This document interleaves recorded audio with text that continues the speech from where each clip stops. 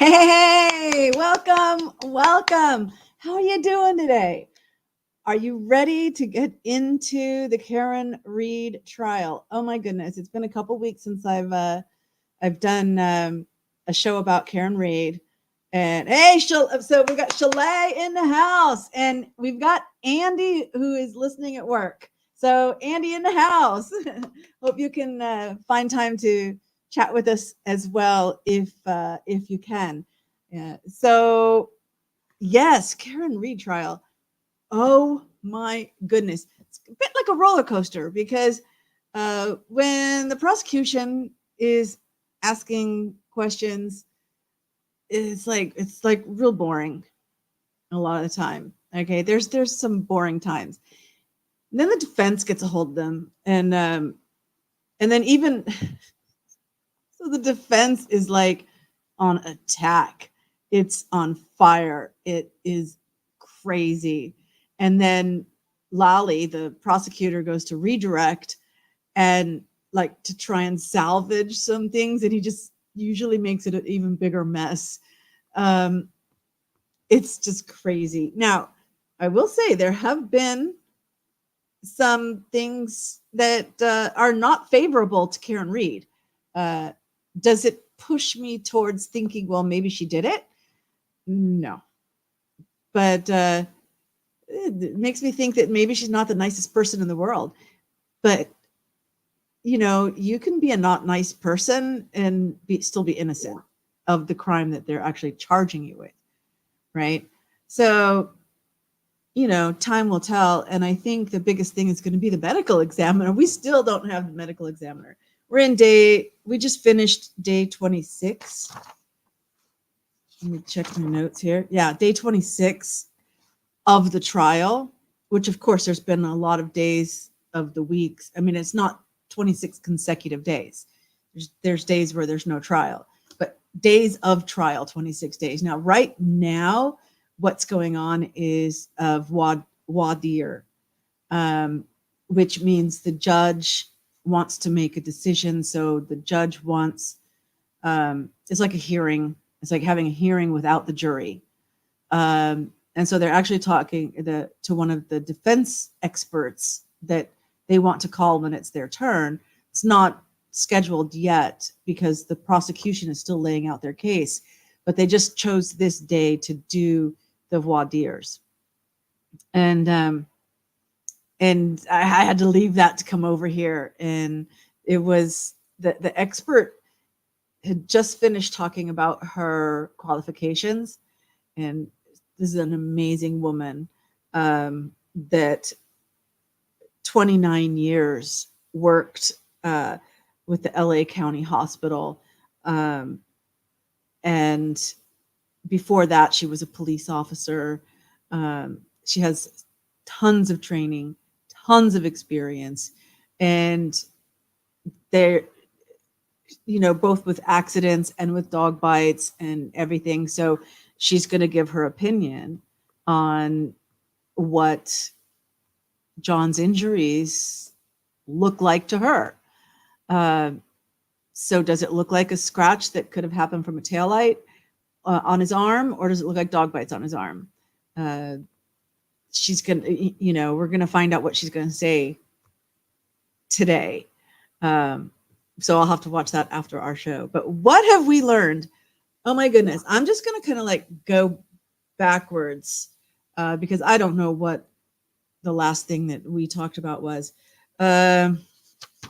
So Nicholas Gorano, actually quite good looking. He had hair. I don't know what it is about the Massachusetts State Police, the troopers, whether they work in the crime lab or whether they work as a trooper or whether they work as a reconstructionist, they've all shaved their heads. And I you know what? I personally think that while maybe a few of them normally shave their heads, I get this feeling like if they all shave their heads, then the jury will have a harder time remembering who said what. and almost an actual attempt to confuse the jury about who's speaking. I could be totally wrong with that. I'm just saying, I kind of get that feeling. So this guy had hair. that's, that's the biggest takeaway. It kind of looks like the lead character in Mad Men. And so he was with Massachusetts State Police and the Norfolk the DA office. All right. And he does computer, cell phone forensics. Now, at this point, we'd already had quite a few experts talking about data, whether it's data from the car, data from a phone, or data from a computer. And some of it was kind of boring. But so he took whatever the data console kind of thing is out of Karen's SUV. He talked a lot about how there's different ways to extract the data, and he tried all the normal ways, and the only way left was like you have to destroy the motherboard in order to like get the drive off of it. And so it would never be able to be used again after it's been extracted. But it was like a last measure, he was saying, and he did have people present when he performed that. But there was nothing from the camera in the car. There was no readable data. The data that they did get was like coded, but when they put it into their system, it couldn't read the codes. So there was nothing from her vehicle that could say like a GPS location. I mean, nobody actually ever mentioned GPS, but what I'm saying, what would be useful would be GPS. If there was maybe an indicator, like on the dashboard, is there an indicator light that says the tail light is broken? Or like your tail light is out, there's something wrong with the tail light, fix your tail light. Is there I don't know, maybe there's not. I don't have a Lexus LX 570. But if there was, what time did that indication start? But they didn't have any data. Okay. Then you got John's laptop and desktop. Remove those hard drives, image them. That means kind of like cloning them or extracting them. And he was looking for the Ring video we've all seen ring camera video from John's house looking at his parking area, which is where we see Karen Reed's car back up and nearly hit. I think there's evidence that she hit John's car. And so is that where the cracked taillight came from? Hey, Mumsy's in the house. Mumsy's in the house. Great to have you here. We're catching up on Karen Reed. So he couldn't, there was on the laptop and the desktop, there were no Ring camera. There was no app for the Ring cameras on those devices. He only used his phone for the Ring camera. And then he talked about how he had John O'Keefe and Karen Reed's phones, and he had Jen McCabe and Carrie Roberts' phones. So he had 4 phones in his possession. And he had the screenshots from Brian Higgins. He said that the text and data between Karen Reed and other people were consistent. Okay. And in particular with Brian Higgins' screenshots, he said that Karen Reed's phone was consistent with those screenshots. It wasn't like he left things out of the screenshots in those conversations, according to him. He said that Proctor gave him Karen Reed's phone. I wrote down when. If it was said, I didn't catch it. John's phone, and he got John's phone at the same time. All right. And it took him, now remember, the incident happened on January 29th, 2022. It took them until August 16th of 2022 but they finally cracked the passcode. I found that very interesting that they didn't have any of the information off of Karen Read's phone until then. Let me see what else was interesting. So this guy's testimony actually, like I said, was favorable to the prosecution. I'll admit it.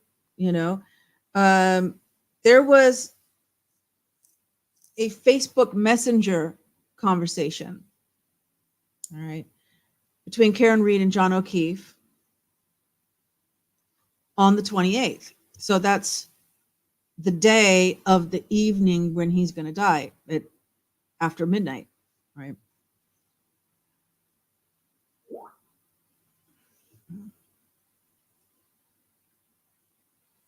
He also noted that on her phone, there between 9:19 in the morning, and 2:52, almost 3 p.m.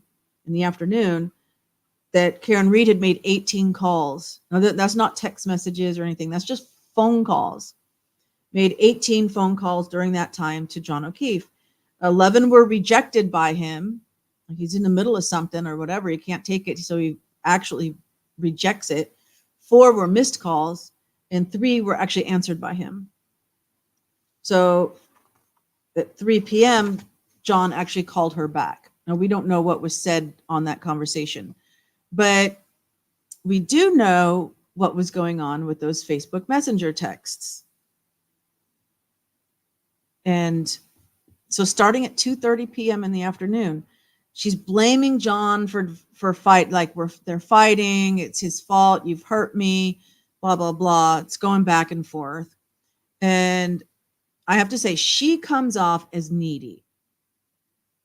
And John is sounding very responsible, and exactly how you should respond to somebody who's, I need you, right? Why don't you love me? Kind of stuff. That's not her words exactly, but I mean, it's that kind of vibe. At 2:47, with like what, the accumulation of what she's saying, I'm like, she has a very manipulating behavior. In fact, I would venture to say that Karen Read and Jen McCabe are cut from the same cloth. I think that's one reason why Jen hated her so much, because she was just like Jen, trying to manipulate people. And, I wouldn't go so far to say that she's a narcissist, but, some of those narcissist tactics that they use to manipulate, but just any general mean girl manipulation. You see stuff like this all the time on TikTok, dating things and stuff where people are trying to manipulate the situation. And I totally got that vibe from her. So, I mean, it did not show her to be a good person. Of course, the Commonwealth, the prosecution, is trying to say that she wanted out of the relationship and that's why she killed John. But I don't think any of this leads up to that level. Was it a toxic relationship? It looks like it.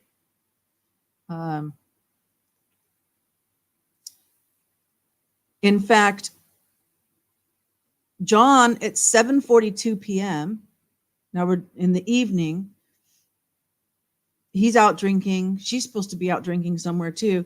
And he sends her a message, relying on you for a ride. Okay, so the fight must not have been that big if he's expecting to get a ride home with her. And 8:30, she says, I think the 4 of us is a toxic relationship. And then, she makes arrangements to pick him up. That's at 8:30. The last text was at 8:35, because then I'd have to look at the notes, but then she arrived at the bar. We see video. They're fine. Every single witness even the ones that hate her, have said that whenever they saw, whether at McCarthy's or at Waterfall, when they saw them together, Karen Read and John O'Keefe, they were fine. They looked like a normal couple. They weren't fighting. There was no tension. It was all, they looked normal.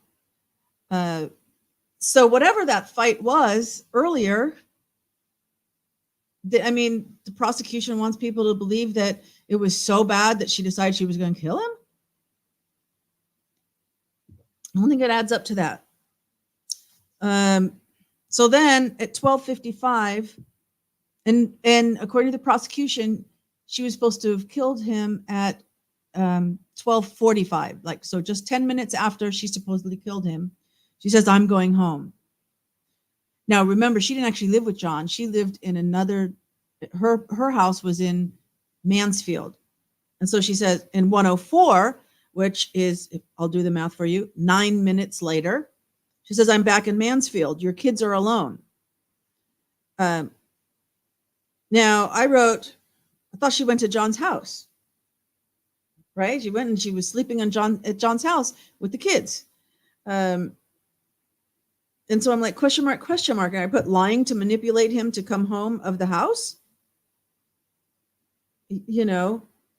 But if she had gone with all the key cycles of the engine ignition going and turning on and turning off, which is some of the data that they do have, you would think then that would have to be calculated into motions that happened, that she went home, then she went back to John's house.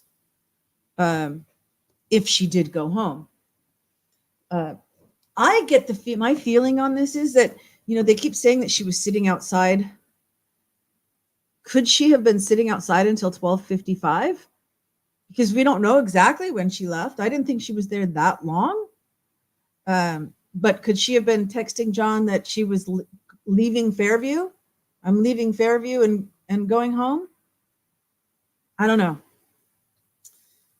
But it does sound like she thinks that he's alive at that time, unless she's just setting up an alibi. All right. Oh, and I wrote down in this one, he keeps sighing in the microphone. And I put a little happy face because it was kind of funny, because it's like, objection sustained or this or that or whatever. And he's like, almost like an eye roll. Huffing, as I used to say it about my mom all the time, right, Mumsy? Say, oh, you're huffing again.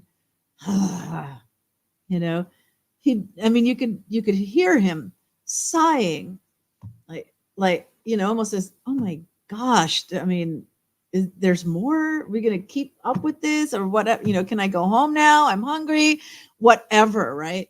Then one of the replays I was watching, they replayed it in like one of the sighs. I'm pretty sure it's this guy. It might be the guy before him, but I'm pretty sure it was this guy. He actually goes like, kill me. He actually says, kill me. It's like, what? And it can be heard, If the jury caught that or not, I don't know. But he was pretty bored with being up there. So that was pretty much with him. And I wanted to make sure I included that because, like I said, it is in the prosecution's favor. Everything that, all this communication back and forth. All right, who was before him? So before him was Mr. Ian Whiffen. And he is the decoding product manager for Cellbrite, which is a forensic software. All right. And he said that his task was, is there any other explanation for this timestamp? Referring to the Jennifer McCabe Google search at 2:27 a.m. that said, how long to die in the cold? She mistyped it and did, instead of a W, H-O-W, she did H-O-S. So it's a big joke, house long to die in cold. And so that timestamp of 2:27 in one particular report says that it had been deleted. And Jen McCabe testified that, no, I didn't do that search then. I did that search in the morning at 6:30, 6 o'clock, when we had found John, and then Karen was in the car. They brought her back to the car, and Karen said, search, how long does it, do this Google search? And so she started, but she had her gloves on, and she, and she couldn't type right, and all didn't sound very well. But So they contacted this guy. Is there any other explanation for this timestamp? And he goes into like, oh, it's like so boring, all the stuff. Exactly how he extracted information and this and that. And he's like, no, he kept trying. He's backing up what the police were trying to say when they were being questioned, that their explanation is that she had been at 2:30 in the morning, she had been searching basketball scores. All right. And she left her browser open. So then when she, the phone kind of goes to sleep, but the app is still there and still open. So then when she went to search and she opened her browser again, or activated the browser, then she was, that's why it recorded that time or something, that because she was searching it at 6:30, but the browser had been sleeping, and that's the time the browser went to sleep.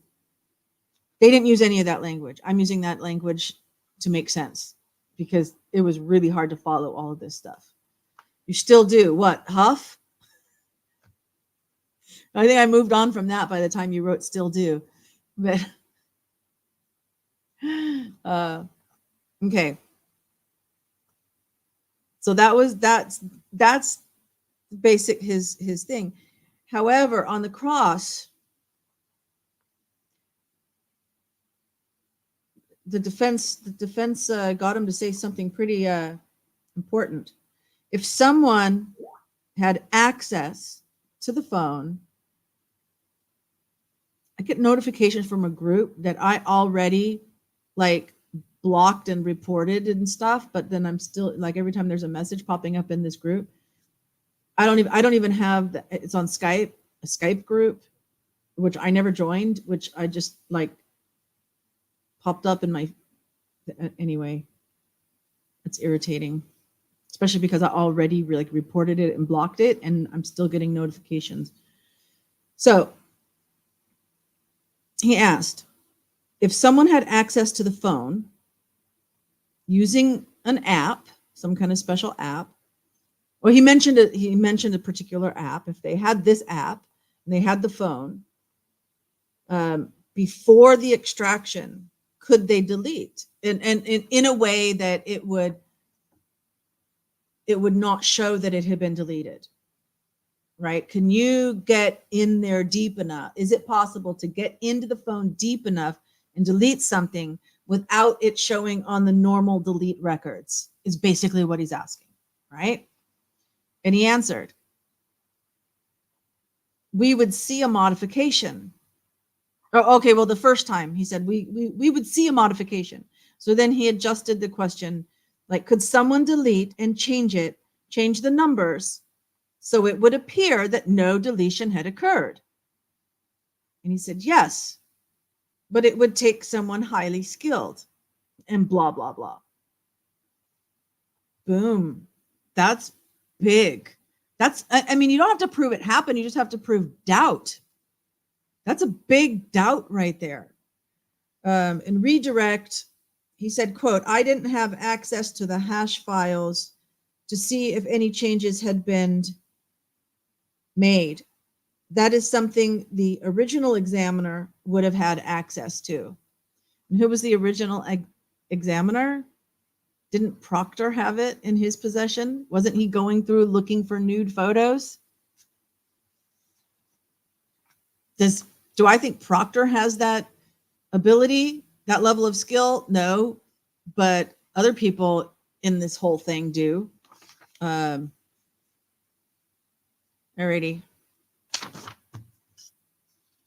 So that was the takeaway from Ian Whiffen. Now, oh my goodness. This, if you can hear me turning a lot of pages. Trooper Joe Paul. He was actually on the 25th day, on Friday, and then continued on Monday. Review day 5. Oh, and then I wrote some review stuff. Oh my God. It's all this Trooper Joe Paul. I have 1, 2. Okay, little pages. I'm gonna count them. 1, 2. Okay, 1, 2, 3, 4, 5, 6, 7, 8, 9, 10, 11, 12, 13, 14, 15, 16, 17, 18, 19, 20, at least 20 pages, more than 20 pages just on this guy. I'm not going to read everything I wrote. So I might miss a couple of things. I'm just going to go over like what I see that's starred. And let me give you some overall first. So this guy's name is Trooper Joe Paul. He's with the Massachusetts State Police. He's basically a collision reconstruction expert for the state police, right? He's pretty young. I gotta change the way I'm sitting a little bit. You know me, got to do that here and there. He's pretty young. He had a 120-hour course. He has an associate's degree. That's it. And it's going to show. Because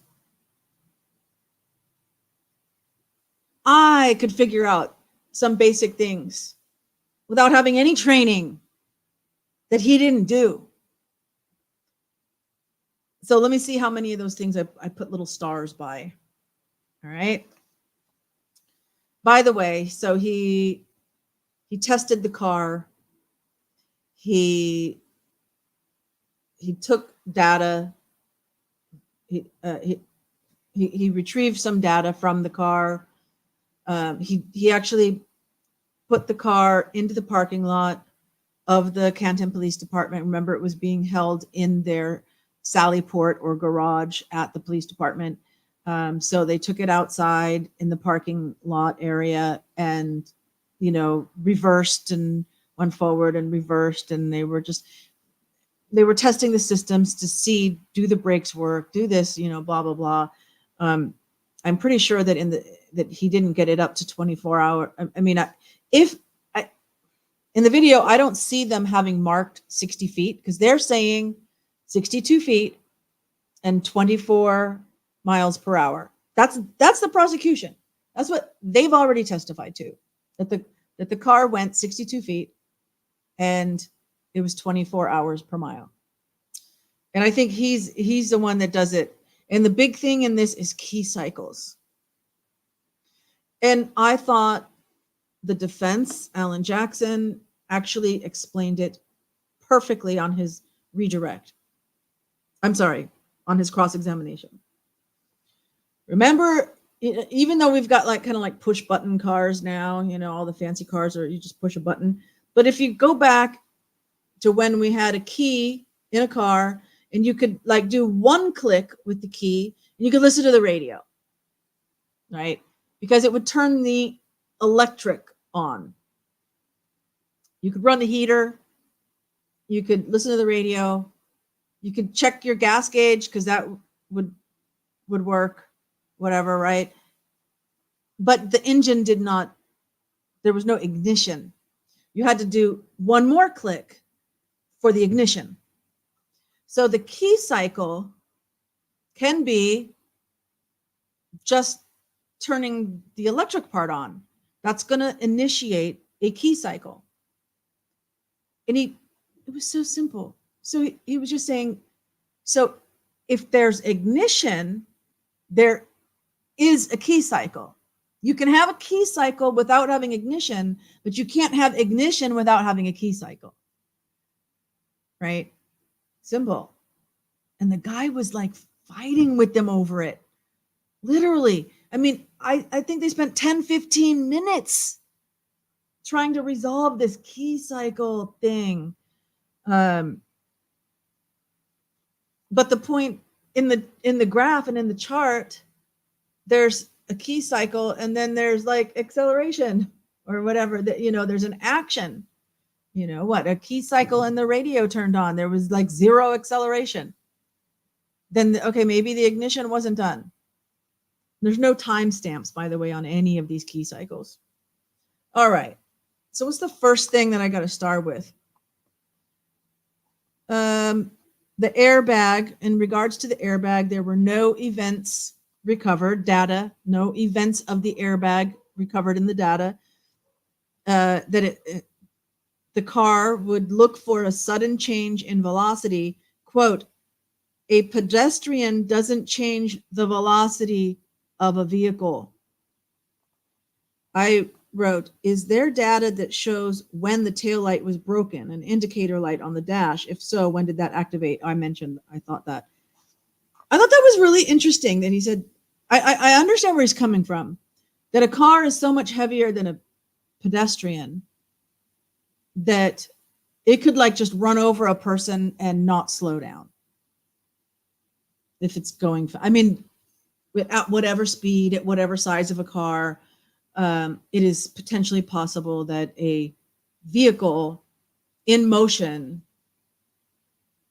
would not, that hitting a person isn't going to slow it down at all. All right. However, as we will find out, he did not know the difference between velocity, momentum, speed. He does not know the difference of these. Could I tell you the difference right now? Probably not. I probably couldn't give you a definition. However, I know there are differences when it comes to physics and understanding physics and doing calculations. It's different formulas. It's different definitions, you know.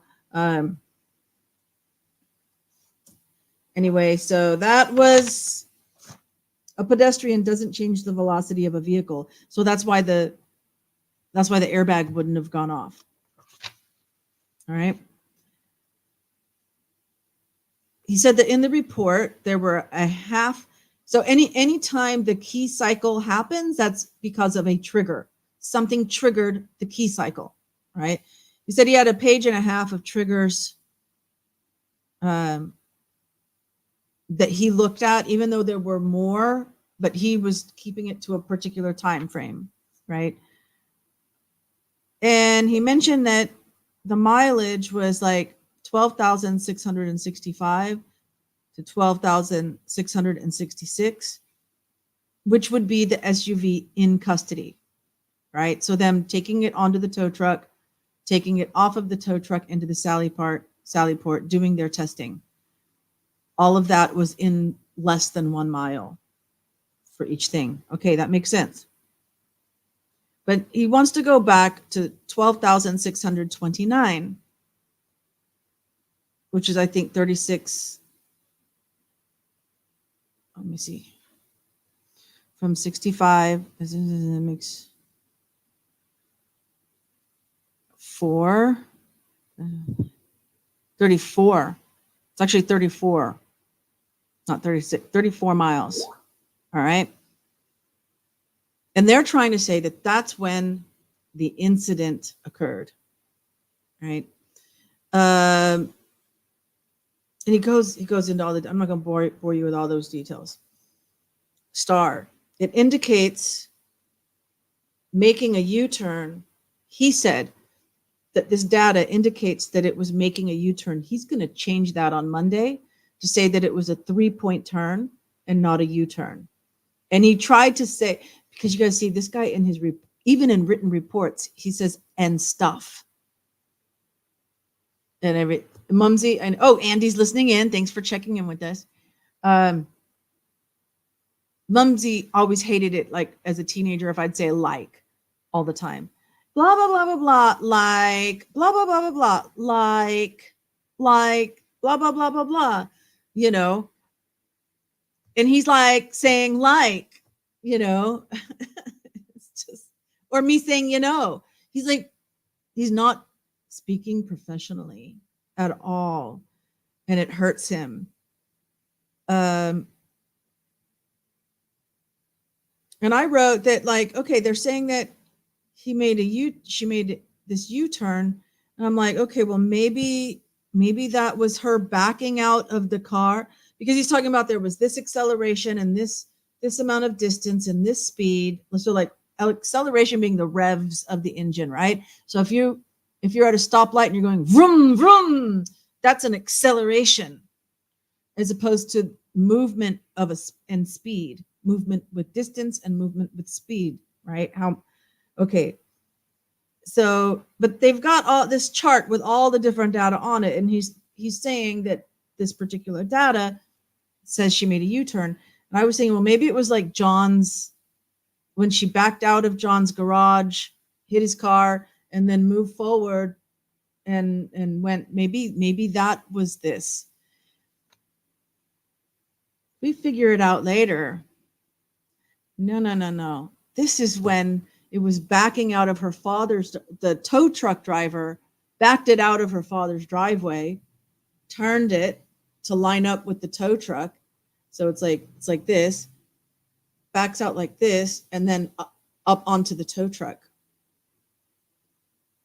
No doubt, based on his numbering sequences. I'll get to that. Oh my goodness. And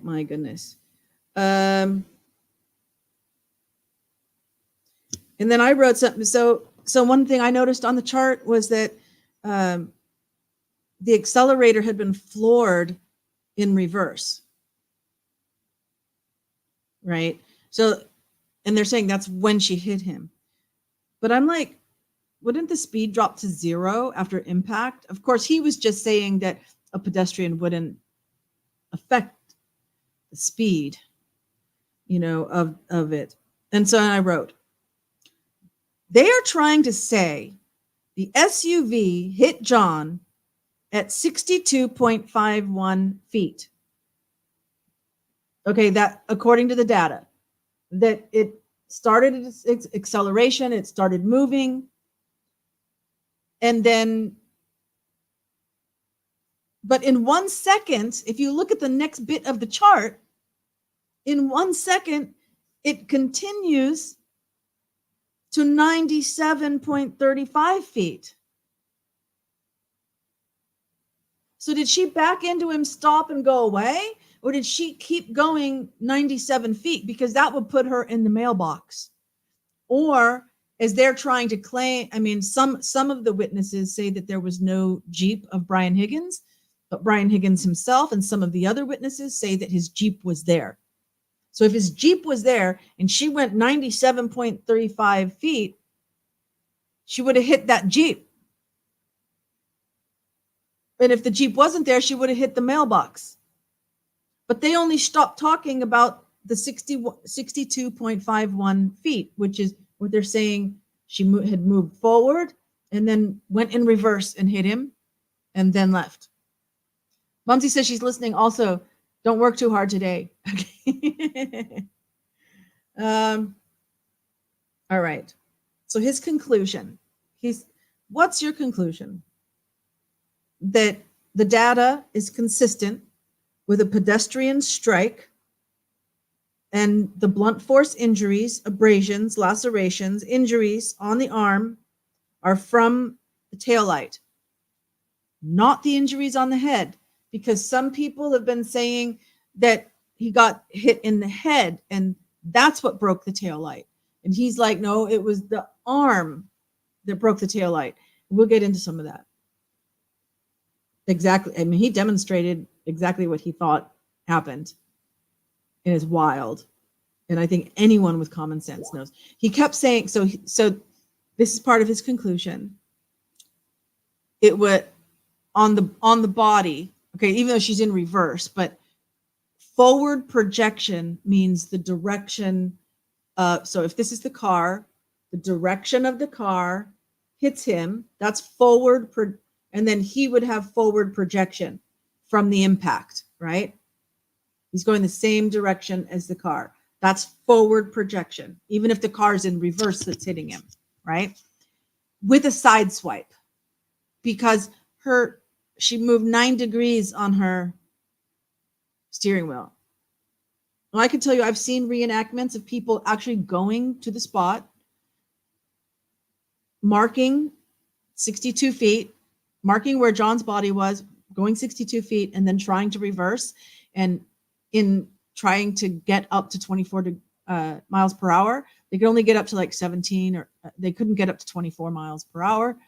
And it looked like they were having a hard time keeping the steering wheel straight as they were going backwards. So I don't think that 9% means much. But anyway, this is when he first says it, and he's going to stick to that like glue. That is my story, and I'm sticking to it. He doesn't change no matter what is said to him and what's brought up to him. He doesn't change. And I wrote, wait, if abrasions, lacerations to the arm were caused by the taillight, wouldn't the taillight have blood and tissue on it? But the taillight pieces were pristine. And let me tell you, those pieces of taillight and clear plastic didn't even have like snow, like dirt. You know, how many of you guys have ever had to like clean your taillights or your headlights because they get water droplet, especially in a snowy area? They get salt, they get, salt droplets. They get, the back of the car had salt droplets. Why wouldn't the taillight have salt droplets? Right? But yet they were like they were out of a box, clean. So not only no blood, no tissue, no hair, nothing from a body hitting it, like making lacerations that we've seen. Not only is there nothing from that, but there's nothing from the environment either on those pieces of plastic. Totally sus, if you ask me. Anyway, so with the explanation for his head, he says he could have hit the ground. That and he said most accidents like this, vehicle versus pedestrian, have damage to both sides of the body. One side being where you're struck, you've got that forward momentum, and then you land. And so that's an impact when you hit the ground, right? So you get an impact from the car, you get an impact from the ground. So you'll have multiple injuries. He said this because I don't think he knows that John didn't have any other injuries from the neck down. All right. My notes, but he didn't have injuries on the other side. Right. He is saying head. He is saying head. All right.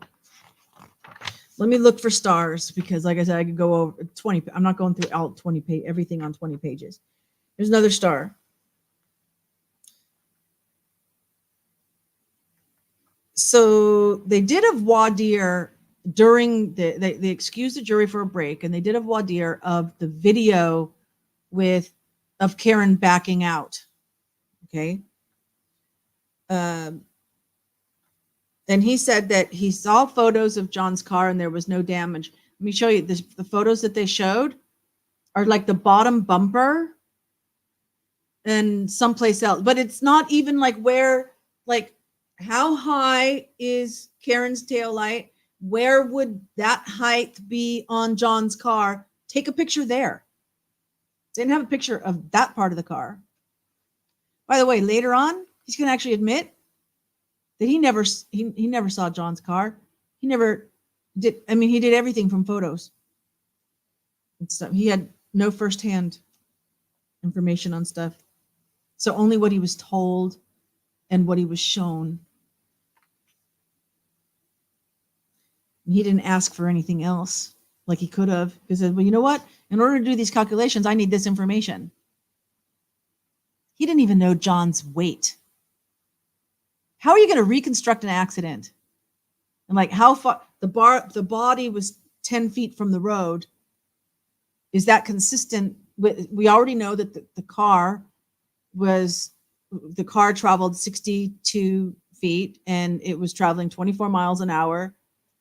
And so if a human body that weighs John's weight and is John's height is hit by that vehicle at that speed, how far would it fly?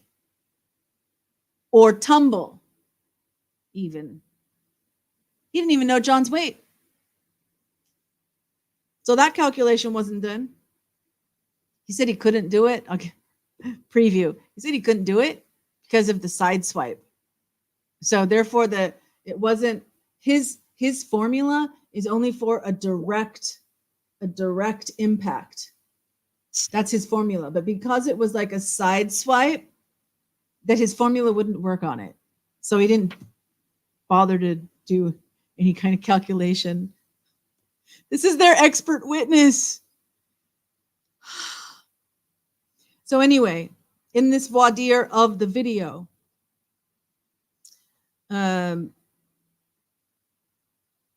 he did mention something about 42 to 50 inches from the ground were some scratches on Karen Reed's car. Between 42 to 50 inches from the ground, there were some scratches that he observed because he did see her car. There was a dent. And quote, higher speed than what we saw, minimal, maybe it would crack a taillight, unquote.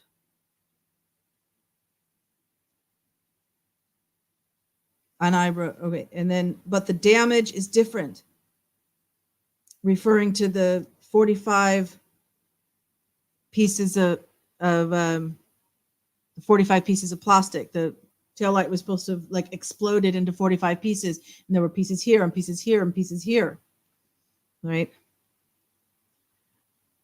Oh, so he's talking about John backing into John's car. That's why I have this starred.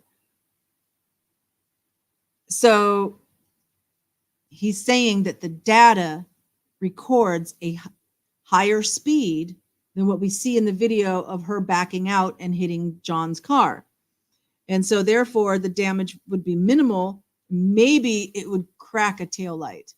I love that because that's exactly what the defense is saying happened, you know, but I think it went like right over his head that what he had said. and just left for us to absorb. They didn't point it out any further as well, but maybe in their closing statements, they might bring that up, you know. Oh, Snow's in the house. Snow's in the house. Howdy how. Howdy how, Snow. Excellent. Glad to see you're here. Yeah, we're just going through some crazy stuff with the Karen Reed trial.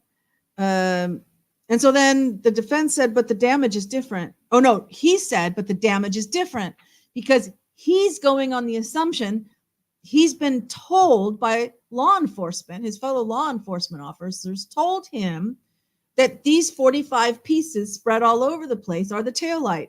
And so, of course, he's going to believe that. So he says the damage is different.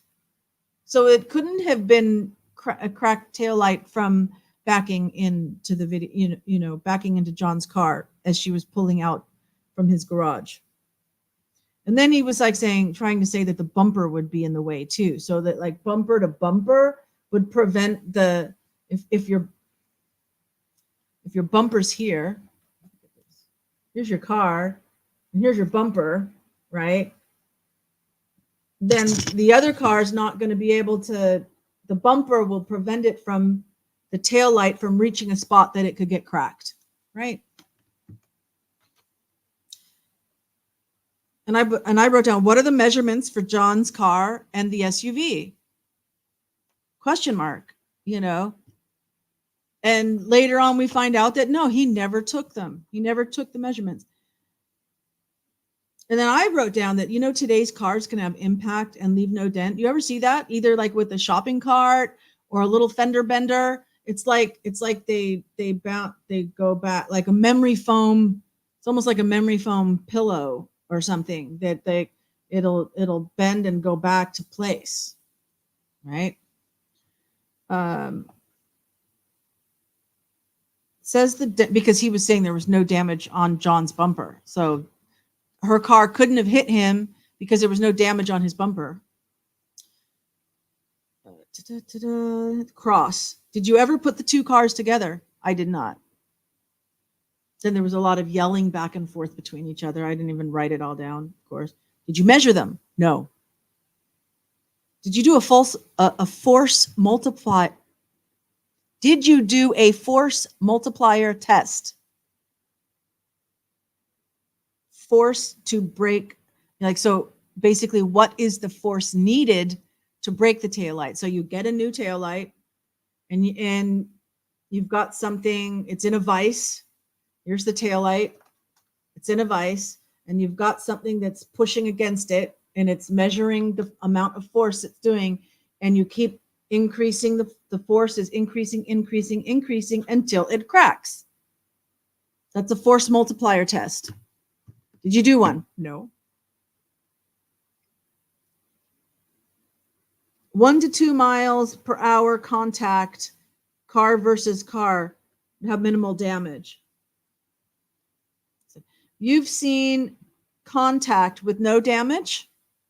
Like all these experience with accidents, you've seen contact with no damage?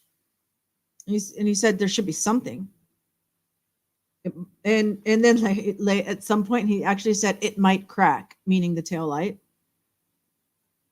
And then I didn't measure them side by side. And I'm thinking, I wrote, isn't this his job? He's not just a trooper. He's an accident reconstructionist. Wouldn't like the first thing you do is measure everything? You know, I don't know what that only starts when I'm on StreamYard. It doesn't start, those notifications from Skype don't start when I'm just watching YouTube or something. And I don't have Skype open, but these notifications keep coming up now that I'm in StreamYard. Weird. What else have we got that's interesting? Did Lally ask you to write a new report with this opinion so it could be turned over to the defense? No. Okay, Lally asked if this is where the taillight could be broken. He asked you to tell the jurors that it couldn't have happened with this impact. It's my opinion that it doesn't appear to happen in this video. And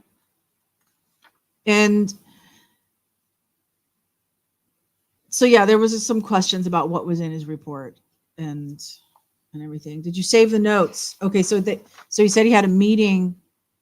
He had a meeting prior to the trial to prep him for the trial. That's a normal thing. There's nothing wrong with being prepped for the trial, right? Did you write notes? Yes. Did you save the notes? Where are they? They're in my report. Did you write, and then he goes again, did you write any notes related to this video and your new opinion?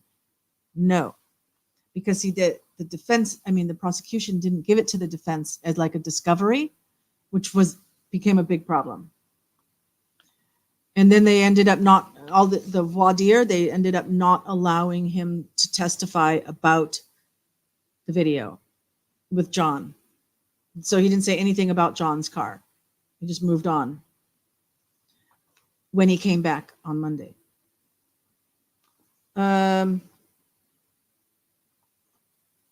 Lally. Oh, so Lally's talking to the judge and says, this is a pattern, blah, blah, blah, I find laughable.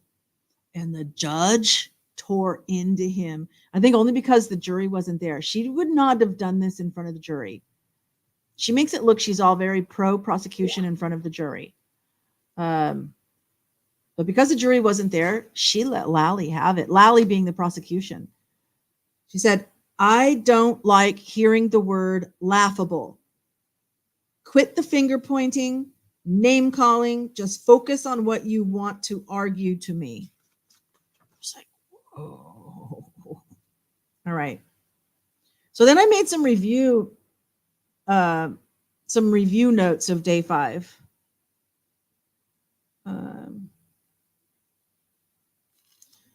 No, I'm not going to go into any of that. I was reviewing day 5 testimony with Lieutenant Gallagher, the guy that did the leaf blower.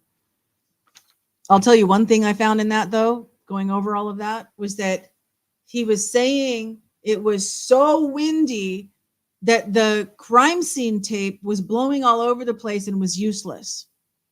It's that windy. Yet he's going to use a leaf blower to blow the snow. Well, in the video of him doing the leaf blower, you can see it's not all windy anymore. But he's trying to make it just like it's so stupid. Oh, and by the way, the EMT said there was a pool of blood under John's body. Yet all they found were a few pink spots in the snow. Okay, day 26. Trooper Joe Paul continued. We're talking about the 3-point turn, cross-examination. Your opinion in your experience, I can't say definitively. You know, I mean, and so he followed the debris field. He explained about that, okay, if here's the body and here's some plastic and here's some plastic and here's some plastic, then the last piece of plastic is where he must have been struck and the taillight was broken and then the force scattered it from that point. All right. That makes sense. But then the defense shows him a picture of the fire hydrant, which is even further, which is another 5 to 6 feet further than where he was marking the last piece of evidence, right? The last piece of taillight. Another 5 to 6 feet further back there's a fire hydrant and there's a picture with a piece of plastic next to the fire hydrant. But he wasn't told about that piece of plastic. Well, now that you know about this piece of plastic, does that change your findings? No. I mean, I think there was a gasp from everybody in that courtroom and everybody watching on TV or video or whatever around the world. I think there was a collective gasp that he would have the audacity to say that wouldn't change his findings. Because of course it would. Because now, instead of him flying 20 feet, he's flown 30 feet. His body is like 30 feet away instead of 20 feet away. Or I mean 10 feet away. Whatever. They show it changed to 30 feet now. And they both agreed on that distance. But he argued about it. Oh, and get this. So when he's shown the fire hydrant plastic, said he never saw it. Opinion changed. He says no. He says, quote, because it's just a piece of debris.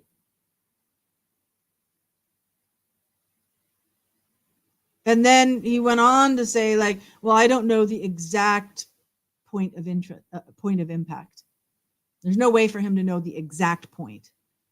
You know, I'm like, that's his job. He's the accident reconstructionist. So this much, my note, this much distance would be a different force of impact to throw the body, right? For the distance of the body to be thrown is going to be a different amount of force with the impact. So of course it changes things.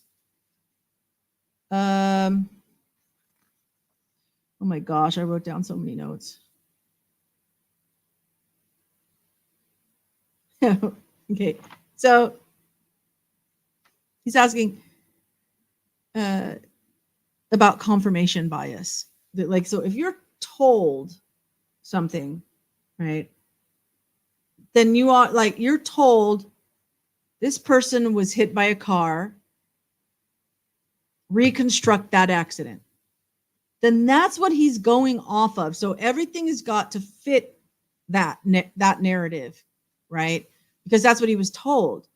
He wasn't told, here are the injuries. We suspect he may have been hit by a car. Verify whether or not he was hit by a car. See the difference? That's not what they said to him. They said he was hit by a car. Show us how that happened. So he set about to show how it would have happened, not to find out whether or not it had happened. Big difference. So that's basically what I just said is what's here in my notes. And then he said, I didn't have any information that the scratch could be from a previous collision, meaning John's house. Right. Well, no, that would have been after. But I mean, like he was saying, the scratches that you saw, they could have been from anything. They could have been from a supermarket cart. They could have been from a fender bender or somebody scratching your car while you're parked in a parking lot. It could have been from anything. And he's like, I didn't have any information that the scratches could be from a previous collision. They said, when I looked at it, it didn't quite fit the pedestrian thing. And I'm like, the pedestrian thing?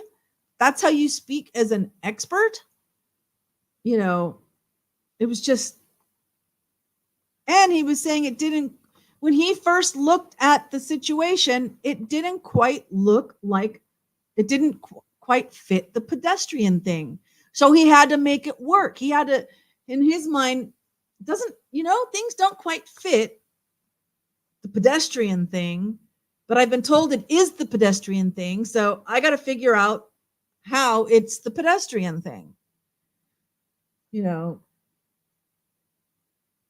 Finally, the defense said, you don't have scientific evidence that the scratches occurred on January 29th at 12:45. And he hemmed and he hawed and he didn't want to answer.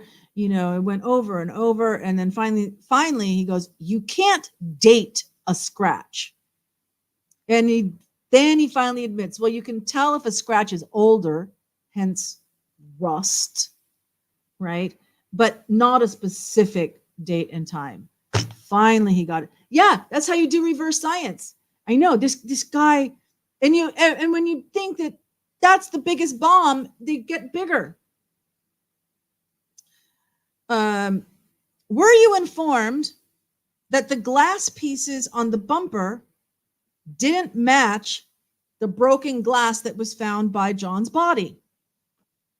No, because that was part of his reenactment, was that the glass was broken, like the glass was in his hand when he got hit and it got broken. And that's why there were pieces on the bumper. And then he kept that glass as he flew 30 feet. Is it possible? Okay, wait. He said, the team told me that it was from the glass. Who told you? He would not name who told him. Later, he's going to backtrack and try to say, well, no, I didn't say the glass. I said a glass. And I wrote in my notes, he's aggressively not understanding. Does it change your opinion? I'm telling you, 10, 15 minutes they spent going over that again and again and again. Finally, he says, no, it's the glass from a cup. Doesn't have to be John's glass. So in his report, he said John's body was found 7 feet away from the road. All right. Quote, I measured it from the diagram. Okay. We had seen the diagram already. So the defense says, who told you where to put it on the diagram? Lieutenant Gallagher of the Canton Police Department, who had been removed from the case. Not just him, all Canton Police Department was not supposed to be working on this case. And so then the defense asks him, did he tell you that he never saw the body? And he goes, no. I mean, this guy should be squirming right now. This guy should be smart enough to figure out that he's set up. But by golly, he's got his story and he's going to stick to it. He's not going to, if this whole thing comes down and Karen Reed is found innocent, it's not going to be because of him. He's going to stick to this story. He is not going to change. No matter how stupid and ridiculous he sounds, he's going to stick with it. I'll tell you, that's what's like going through his head. And there's a point in this testimony, if you watch it, where I swear it looks like he's about ready to cry. Because he knows, I think it's when when the defense used to be like a airplane engineer or something, some kind of mechanical engineer, and he was in the military. The defense attorney that's asking him all these questions. So he knows his stuff. Not only that, they've got their own expert that's already been through everything, has probably already taken measurements and done all the calculations. So they know exactly what the answers are. And as a defense attorney, you've been prepped by your expert about what things you should ask about, to test how expert they are. And the defense is going to when he's ripping them to shreds about what's the formula for momentum? And he doesn't, it's like pound, pound, pound. He keeps going after him again and again. I mean, he's relentless. And this guy's looks like he's ready to break down in tears. Yeah, good luck with that. This guy's probably high AF right now.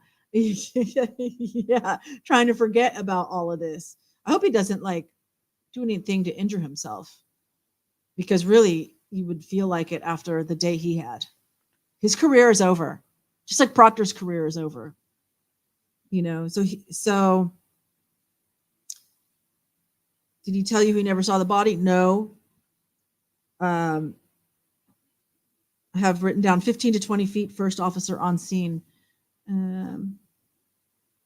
Again, he's like, if you knew, because every time he gives him a new piece of information he didn't know, he drives back, well, would this change your opinion? And he's always like, no, I wouldn't change it. And so then the defense says, every item on his diagram was from where you were told they were. Yes. Was there a single person who said they saw the body that helped him with information? So all the people that he was talking to at various times, making his diagram, was there a single person during this investigation who said they saw the body? No.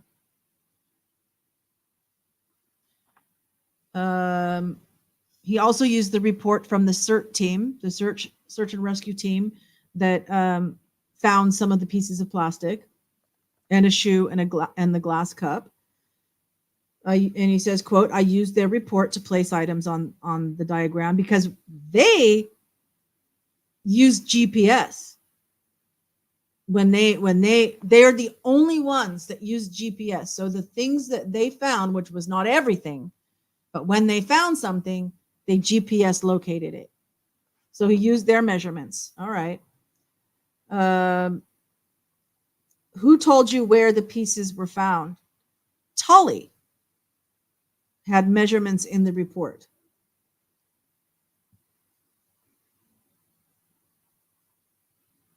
And so, yeah, can't get into everything.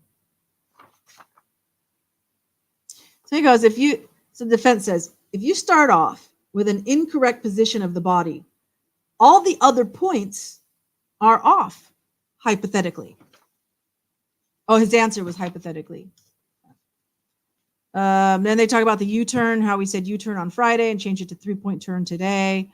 He says, are those two different maneuvers? The guy says, yes.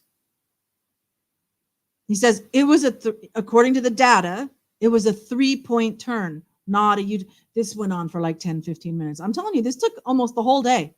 Before lunch, after lunch, and then they still squeezed in a couple other people. So he's so basically he was using the term U-turn to mean turn around, right? if you say the car turned around, it could have been a U-turn, it could have been a 3-point turn, it could have been a 5-point turn. The car turned around.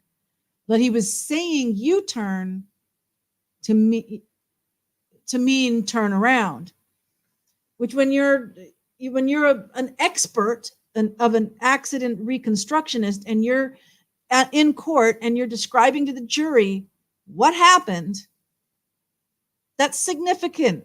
Your language is significant to get it right. Right? How did you know Karen Reed's path of travel earlier in the day? Because he was like saying, oh yeah, this data would be like this here. And she, if she drove this way to this way to this way, then it would have equaled 34 miles. You know what else is 34 miles? Like driving to her parents' house, which would have fit the timeline better.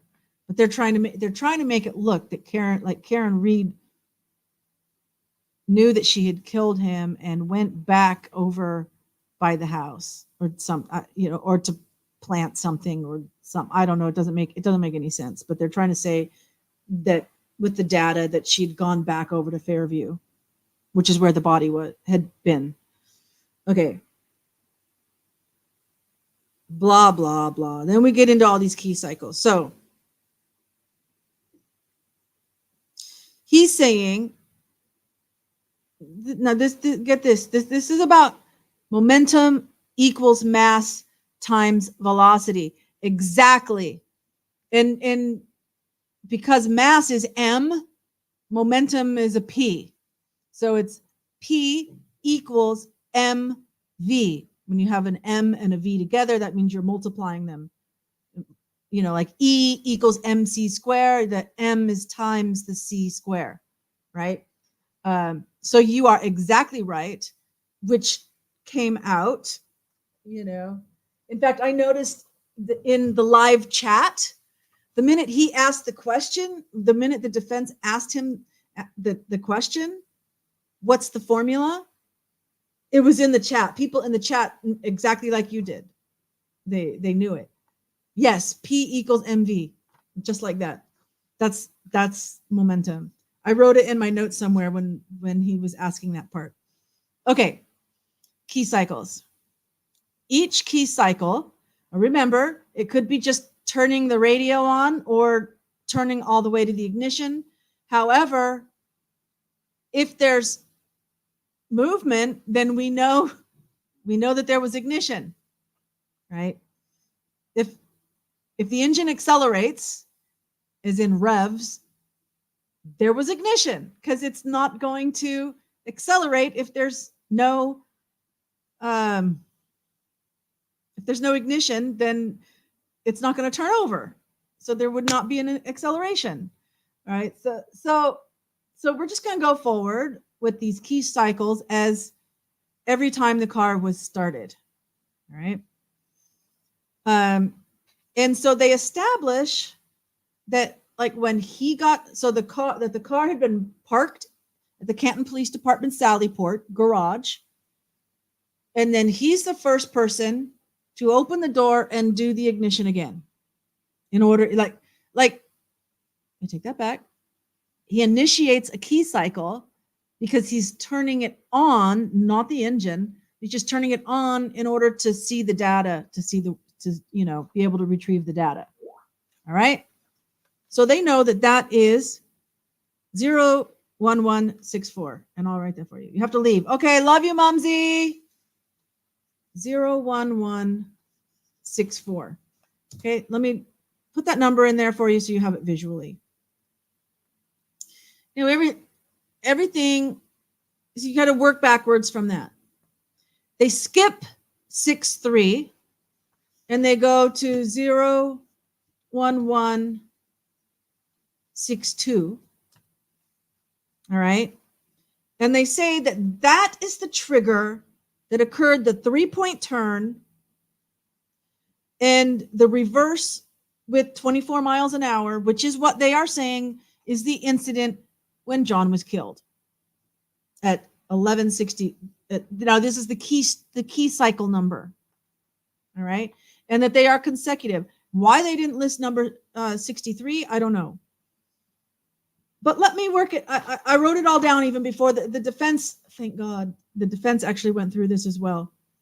But I already had it written down, so I didn't have to like pause the video because I had it written down. I knew I was smart enough to know exactly where this was going. All right. This is what should be the key cycles because you got to work backwards. So of all the testimony that we have, that we know about, 63 would be, because 64 is this guy that's testifying when he turned it on to get the data. Actually, use push button, whatever. All right, that's 64. We've established that. Everyone agrees with that.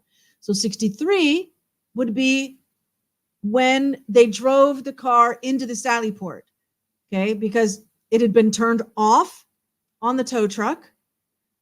They had to turn it on in order to get it off the tow truck and drive it into the Sally Port. We see it being driven by a person into the Sally Port. All right, that would be 63. 62 then would be the car going on the tow truck. So it's in the driveway at her father's house. It backs out, goes like this, and goes up onto the tow truck. That would be 62. 61 would be driving from John's house to Dighton, to her father's house in Dighton, which is like 30 miles, by the way. So, but that would be 61. Number 60 would be going from John McCabe's house, from Jennifer McCabe's house back to John's house. And then after that, they all got into Carrie Roberts' car and went to Fairview. So her car was left at John's house at that point. Now, what we don't know is when she backed out of, so we're going to assume that she backed out of John's garage, cracked the taillight, drove to Jen McCabe's house, kept the engine running. Jen comes in, gets in the car, and they drive back to John's house. So both directions would be included in number 1160. And then before that would be 1159, which would be when she left Fairview and drove to John's house. As far as we know, she didn't actually go to her house in Mansfield. That she went from Fairview to John's house, as far as we know. So that would make number 1158 when she went from the Waterfall Bar and Grill to Fairview. Now it's possible that she never turned off her engine because she kept it running because it's snowing, and you, even though you're sitting in the car, you want to keep the heater on, right? Which would make Waterfall to Fairview, engine still running, from Fairview to John's house. That would be 59, but either 1159 or 58. Guess what numbers they never talked about in the thing? And you know what? Let me see if I've got those. That's internet history. Okay, Trooper John Paul.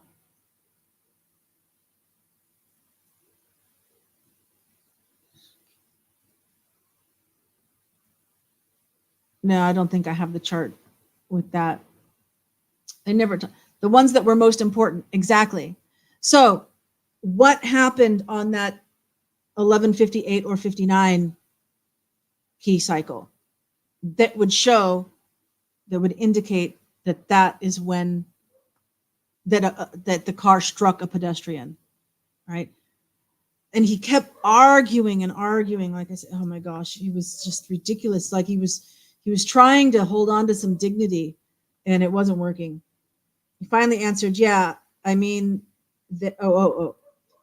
so the defense says, during the grand jury, you were asked if you can calculate the distance that a body would be thrown based on the force of being hit. And you answered, yeah, I mean, there are certain calculations, blah, blah, blah, and stuff. He actually said that in the grand jury.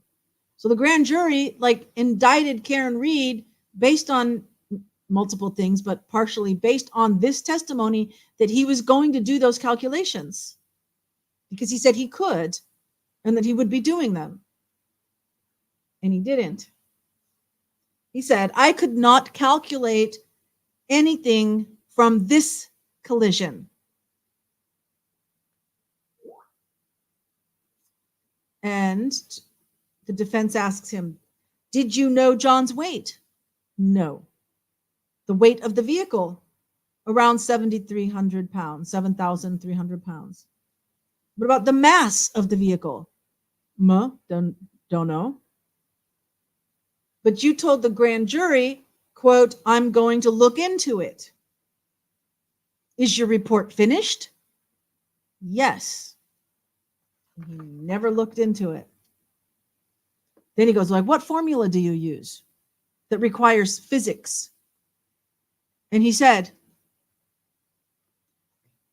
defense, what formula do you use that requires physics? What do you mean? What do you mean? He said, what do you mean? And the defense says, well, what would you need? Well, this collision was a side swipe. He didn't get enough speed from the vehicle. Blah, blah, blah, blah, blah. Based on the evidence, side swipe. He kept side swipe, side swipe. Somebody put it into his head. Side swipe. That's it. Stick to that. Don't veer away from side swipe. Chalet hugs.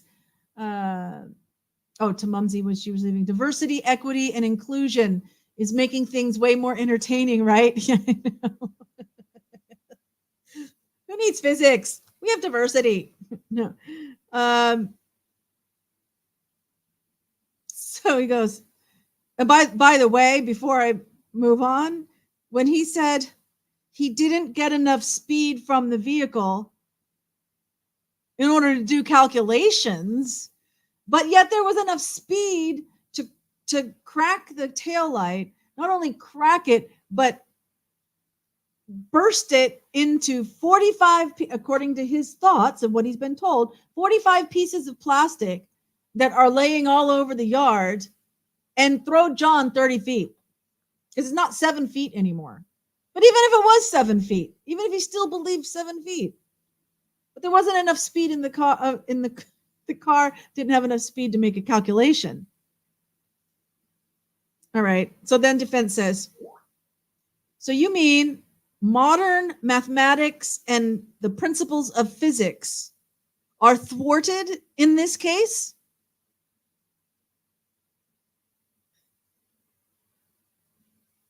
He didn't give a clear answer. Or maybe there was an objection and a sustain. I don't know. Then he asks, there's a difference between speed and momentum. He goes, no. And then that's when we get into the P equals MV. Because he's like, which formula did you use? Or would you use? Or whatever. Oh, and he's like, blah, blah, blah, blah, blah, blah, blah, blah, blah, blah. There's more than one formula. He's like, no, there's only one formula. The P equals MV. That's the only one. There isn't another one. Oh my gosh. He didn't know this. He didn't know it was the only formula. I mean, and at this, I was going to say at this point, here it is in my notes. Poor guy. Defense is completely over his head. Paul, the trooper's name, knows nothing. And this is the point. So I think that when I was touched to write poor guy, I didn't realize it until there was I was watching a replay that I actually saw his eyes watering, like he was trying to hold back tears. I think that I subconsciously picked up on that, and that's why I started feeling poor guy. But then he gets even more argumentative and stupid, and it's like I don't feel sorry for him at all. I was feeling sorry for him at this because it really, it was painful. It was painful to watch, you know.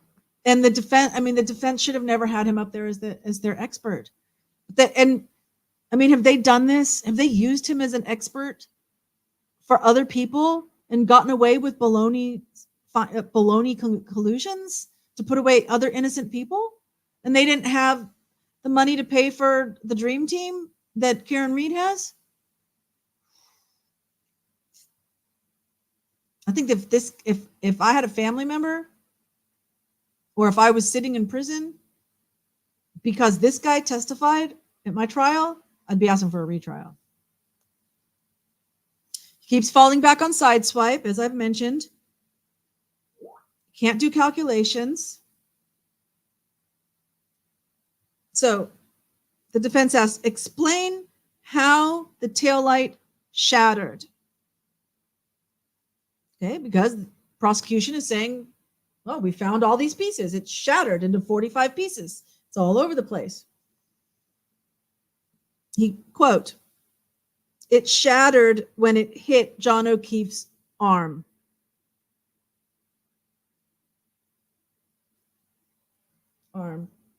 We've seen the scratches.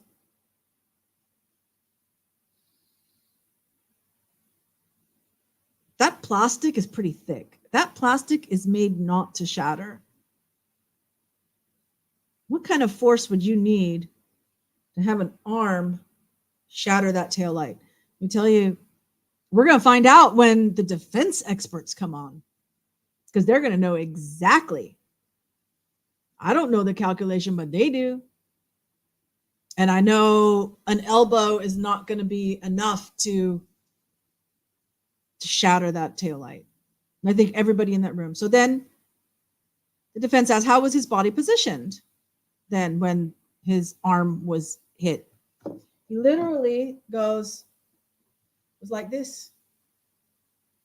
So he had a glass in his hand. And then the car would have come this way. Transit. Okay, here we go. So he had his arm up like this. And the car came from behind and hit his arm and did not hit his body. That's why there's no injuries on his body. So when it hits his arm, because I know this is kind of reversed, but the way I'm looking at it, all right? So yeah, like this, it hits him, which then spins him this way, right? Counterclockwise. Spins him counterclockwise, all right? And he literally does that on the stand. Puts his arm up like this. He got spun around counterclockwise. The defense says, but there were no injuries on his shoulder or torso. Yes. The defense says, so he spins counterclockwise and flies 30 feet to the point of rest. Point of rest is where the body is, right? So he spins counterclockwise, and you know what? I have to say, because he's already put him through the ringer, that at this point, he's just letting him dig his own grave. And he's not, the defense isn't sounding as personal anymore. He's sounding very thoughtful, letting him, oh, okay. So he spins counterclockwise and flies 30 feet to the point of rest. Well, now this guy starts arguing about spin. Well, it was a pirouette. He didn't fly. I never said he flew through the air. He could have tumbled. I don't know. I don't know what happened. He ended up over there, but I don't know if it was through the air or if he tumbled I never said he flew. I never said he did a pirouette. I think it's because he doesn't know what pirouette means. So he doesn't want to get agree to something he doesn't know what it meant. And so then the defense would have to say, well, okay, spin.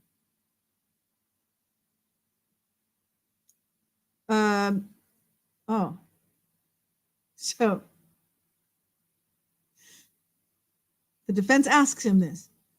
So you're saying, your conclusion is that John O'Keefe spins counterclockwise and flies 30 feet to the point of rest. Finally got through all the arguing about the language. And he goes, quote, "That's one of the possibilities." Wait a minute. If there are more possibilities, then that's reasonable doubt. He just opened up reasonable doubt for the jury. Instead of being this accident reconstructionist, I did all the calculations, I did everything, I did all my job that I was supposed to do, and I am confident that this is what happened. This is my conclusion. I am confident that this is what happened. Believe me. And then the jury goes, "Oh, wow, this guy knows what he's talking about.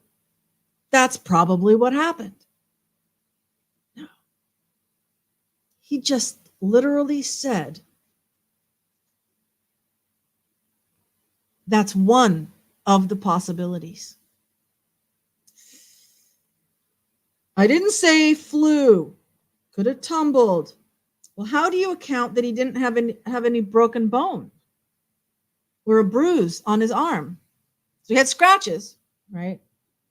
Because he said the scratches happened when the taillight got broken and shattered, that it left the marks. Okay, he said that. And then defense is following up. Well, then how do you account that he didn't have a broken bone? That's what happened. If the force hitting him and hitting his body only on his arm was enough to throw him 7 to 30 feet, how did that, and it was enough to crack that taillight, how did it not break the bone or leave a bruise? There's no bruises. There's only the abrasions, which, are deeper than just abrasions or lacerations. He just said, "I don't know." He had kind of given up at this point. I don't know. So then the defense ended with, "You're just trying to fit a square peg into a round hole," which was objected and sustained, but that was it. No further questions. The jury heard it. Oh my goodness. But then there was redirect. I'm not going to talk about anybody else on any other days. I know that there's like a whole week's worth of testimony. There was Proctor. We haven't even talked since Proctor. But let's wrap up John Paul. There was a redirect. And so he shows a picture. I can share the picture. I have to open the picture first.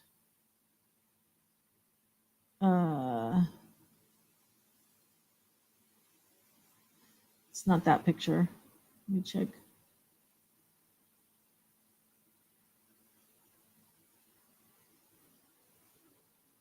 Okay.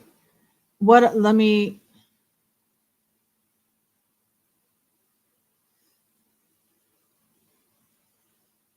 share one of his diagrams. All right. I'll open this one. Nah, wait. I'll get a closer up one. Let me do this one. Okay. See, there was an act of God protecting that man's elbow. Exactly. It would have to be, Okay, so this is his diagram. All right. And there's arrows. So his final rest, where the body was, and the glass cup are the same place right here. Here's a flagpole right here. Here's that fire hydrant. Here's the shoe and three different places of plastic. There might have been 2 or 3 or 4 pieces in a cluster. So there were like 3 clusters. And so he was saying the 7 feet is from his final rest here to this bottom red plastic arrow. All right. I can zoom in on this for you a little bit. So you can kind of see a little bit. All right, so here's the body. Here's the last piece of red plastic that he knows about. So he does his calculations from here and says that it's 7 feet. All right, but he admits that this that the body was here was based on a Canton police officer telling him that this was where it was. You know, he had no other proof. Now the CERT team used GPS for this, you know, where they found the plastic and the shoe and the glass cup. All right, but they didn't see the body either. It had already been gone. So this is how far away the fire hydrant is. And there was a piece of plastic there. So according to his own reconstruction process, the furthest away piece of debris is where the impact likely happened. So now you have to put the impact here by the fire hydrant, which means, and they figured that because you see there's an X here and an X here, and he knew that that X to this X was 50 feet. So if you kind of judge that far as 50 feet, and you're going this far, so it's more than half. So yeah, about 30 feet. All right. From here, because this X is where the fire hydrant is. So the impact would have been here for a piece of glass to fall here, or plastic, sorry, and for his body to end up there. But now his body's gone 30 feet. So Lally asked him, use the laser pointer and show what direction the car would have been hitting him. So he said, this way, at an angle. So the street wasn't black like this. The street was white all the way across, or a light dusting at this point. 12:30. The flurries were starting to stick.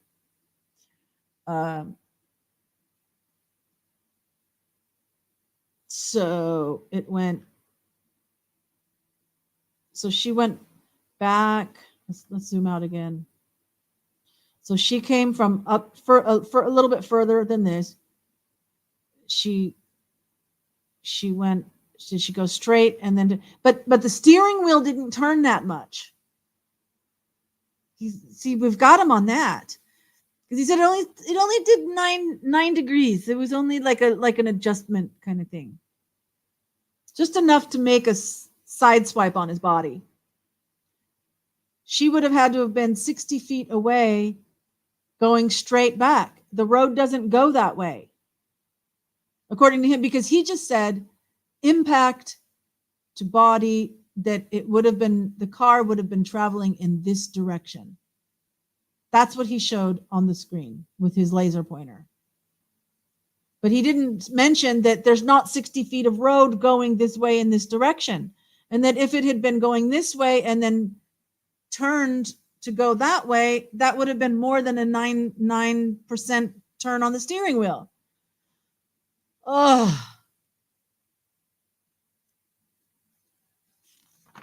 I wrote redirect, recross, redirect, blah, blah. And then I ended it. And then we go into Ian Whiffen, who we already talked about. All right, enough for tonight. Look at this book.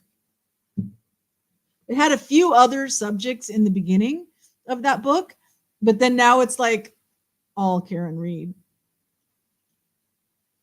So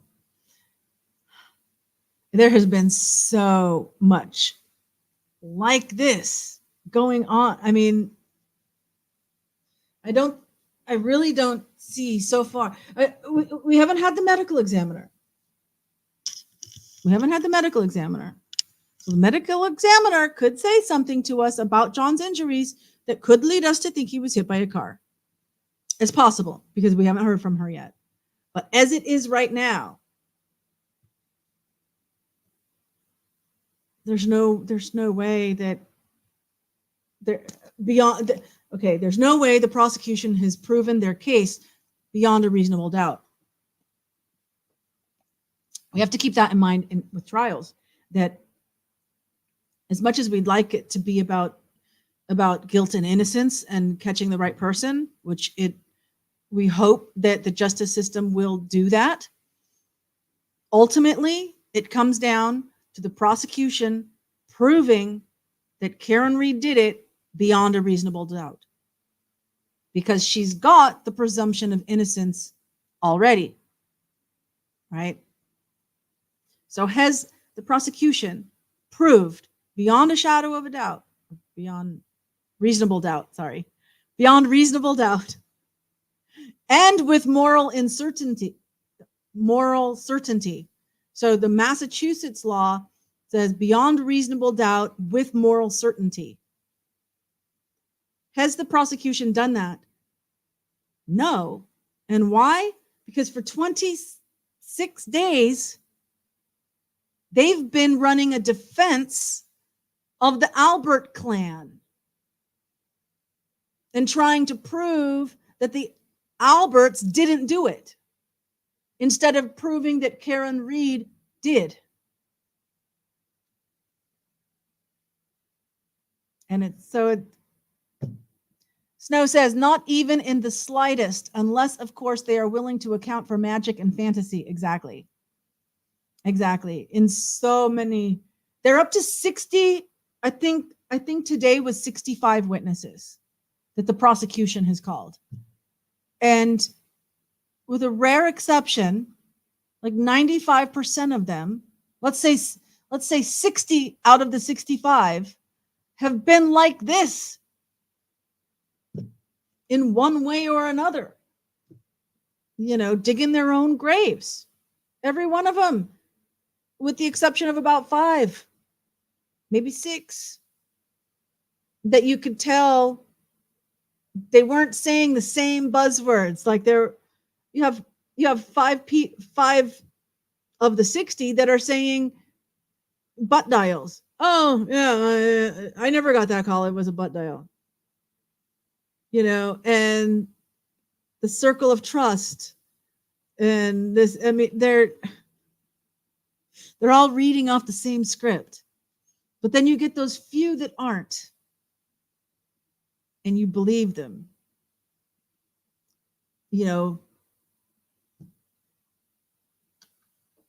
So anyway, that's it for Karen Read. We're almost 2 hours tonight. Can you believe it? Oh my goodness. Been a long time.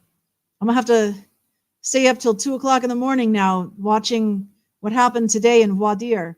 Now, hopefully that they didn't take the whole day for Voir Dire. You can look and see.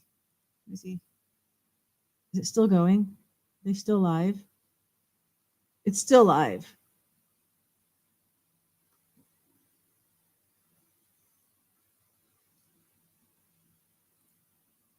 Illegal system has nothing to do with justice anymore, which means it's completely irrelevant now.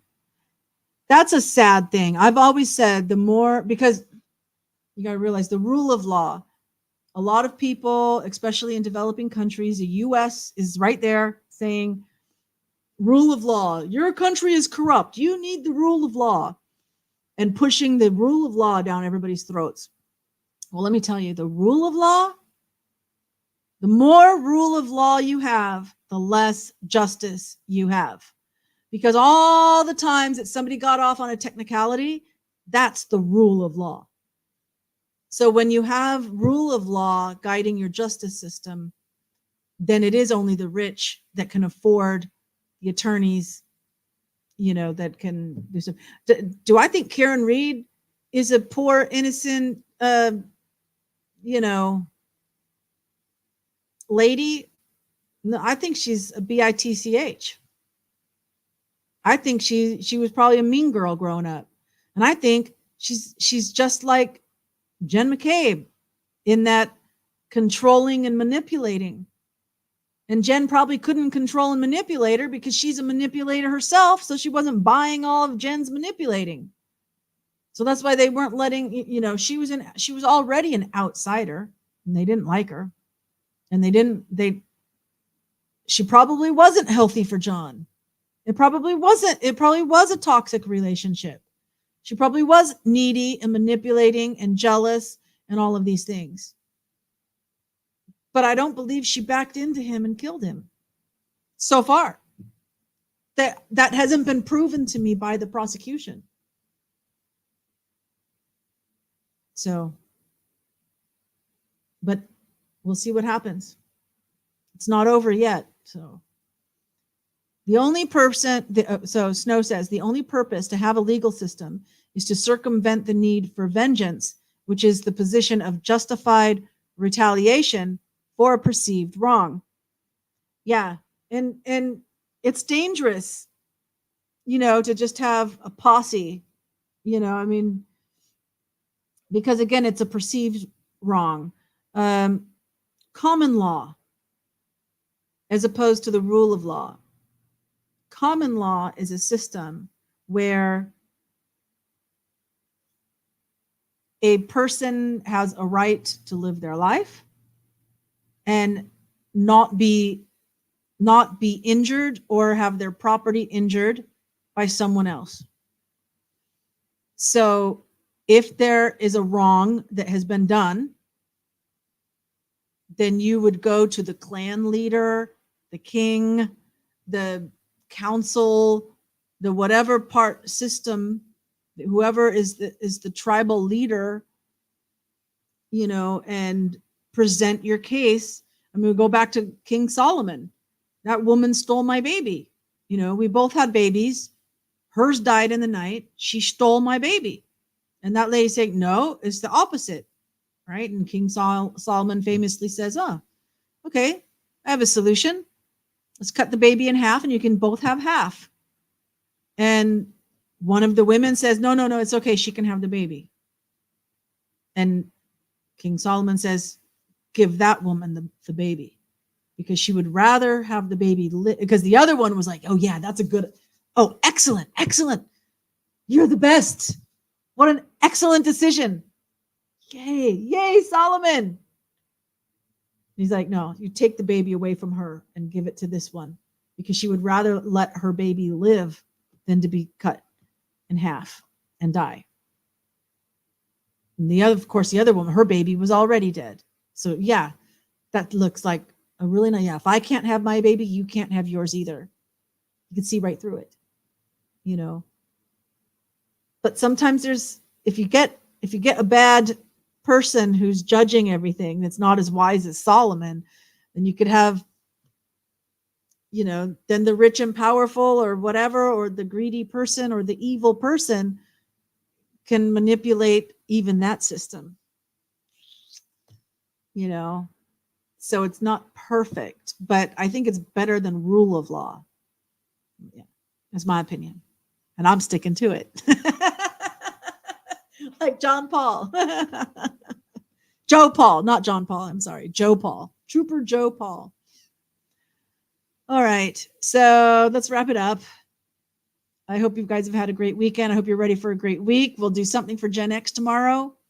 But until then, never forget that love transcends time and space. So whenever and wherever you are watching this, I love you. Yay! I love you so much. You guys are awesome. Snow says, yeah, the rule of law becomes what we're seeing right now in America. Corrupt leaders allow crime to happen, but it's legal. Exactly. The more rule of law you have, the less justice you have. Oh, and there's a Silky. Silky as in, I spell it Sylkie, like this, which is sometimes instead of SYL, sometimes spelled SEL. It is a mythological creature of Irish folklore that is a seal that turns into a person. So like a mermaid, but a seal instead of a fish. And as you can tell, she's not pure white. Hi, Silky. Silky, Bilky, Dilky, Wilky. Hi, Silky. This way. Hi, Silky. Yeah, she's got blue eyes. So that's Silky. Silky made a rare appearance. They're actually quite quiet today. We've got Cassie. We've got, did I just see Spunky Monkey? Yeah. No, it's Piggy Wiggy. Piggy Wiggy's chasing Cassie. They're both the males. That's okay, Cassie. All right. Oh, you know about that legend. Yeah. Yeah, that's a good one. So that's Silky. And all right. Good night, everybody. I'll see you guys tomorrow. Same bat time, same bat channel for Gen X. Good night or good morning. Have a great day.